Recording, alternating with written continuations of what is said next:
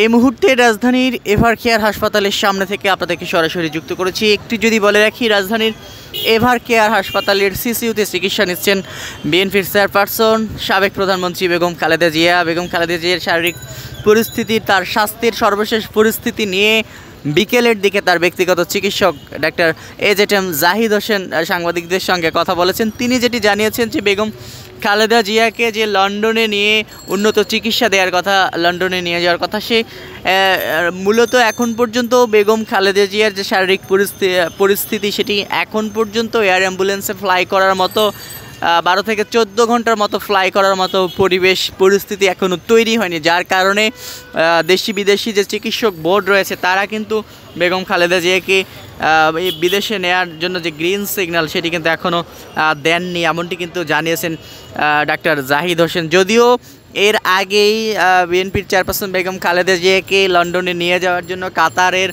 আমিরের পাঠানো এয়ার অ্যাম্বুলেন্সের মাধ্যমে বিদেশে নিয়ে যাওয়ার কথা ছিল, তবে সেই এয়ার অ্যাম্বুলেন্সের যান্ত্রিক ত্রুটি দেখা দেওয়ার কারণে সে কাতারের এয়ার অ্যাম্বুলেন্স কিন্তু আসেনি, যার ফলে এখন পর্যন্ত বেগম খালেদা জিয়াকে নিয়ে যাওয়া সম্ভব হয়নি।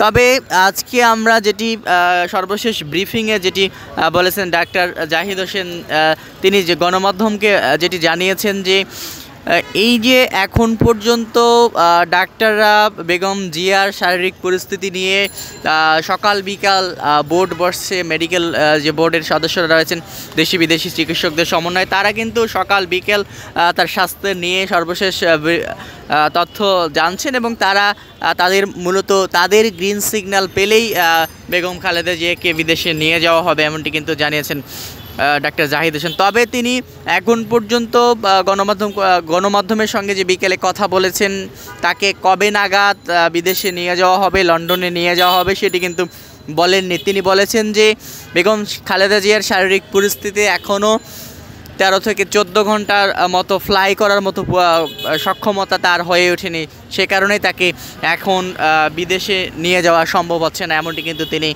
জানিয়েছেন। সব মিলিয়ে আমরা যেটি দেখছি যে এখনও রাজধানীর এভার কেয়ার হাসপাতালের সামনে বিএনপির বিভিন্ন অঙ্গ সংগঠন এবং সাধারণ অসংখ্য মানুষ কিন্তু ভিড় করছেন। এভার কেয়ার হাসপাতালের সামনে এখনও আইনশৃঙ্খলা রক্ষাকারীর বাহিনীর কঠোর নিরাপত্তা রয়েছে, যেহেতু বেগম খালেদা জিয়াকে রাষ্ট্রের অতি গুরুত্বপূর্ণ ব্যক্তি ভিভিআইপি পার্সন হিসেবে ঘোষণা করা হয়েছে, যার ফলে অতিরিক্ত নিরাপত্তা পাচ্ছেন বেগম খালেদা জিয়া।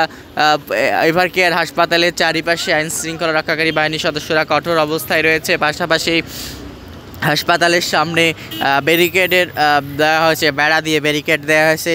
হাসপাতালের সামনের যে প্রধান সড়ক, সে প্রধান সড়কটি বন্ধ করে দেওয়া হয়েছে, শুধুমাত্র হাসপাতালে চিকিৎসা নিতে যে সকল যানবাহন চলাচল করা দরকার সেগুলোই কিন্তু চলাচল করতে দেয়া হচ্ছে, তেমনটি কিন্তু আমরা দেখতে পাচ্ছি এবং আপনারাও দেখতে পাচ্ছেন এই মুহূর্তে এভার কেয়ার হাসপাতালের সামনের পরিস্থিতি। যেটি জানানো হয়েছিল গতকাল শুক্রবার সকালে বিএনপির পক্ষ থেকে সম্ভাব্য যাত্রার তারিখ হিসেবে 7 ডিসেম্বর বলা হলেও রাতে জানানো হয় তা পরিবর্তন করে 9 ডিসেম্বর করা হয়েছে। তবে এই তারিখও এখন পর্যন্ত চূড়ান্ত নয়। চিকিৎসকদের পরামর্শ ও খালেদা জিয়ার শারীরিক অবস্থার উন্নতির উপর নির্ভর করছে সময় আরও কত পেছাতে পারে, এমনটি কিন্তু আমরা জানতে পেরেছি। তার শারীরিক পরিস্থিতি যদি উন্নতি হয় কিছুটা, তাহলেই তাকে নিয়ে যাওয়া হবে।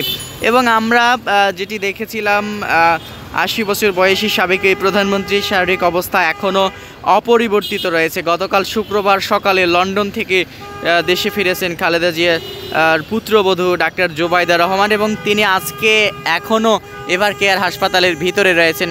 বিকেলের দিকে আমরা দেখেছিলাম যে ডাক্তার জোবাইদা রহমান বিকেলের দিকে এভার কেয়ার হাসপাতালে এসেছেন। এখন পর্যন্ত তিনি এভার কেয়ার হাসপাতালের ভিতরে রয়েছেন এবং বেগম খালেদা জিয়ার চিকিৎসা নিয়ে ডাক্তারদের সঙ্গে পরামর্শ করছেন।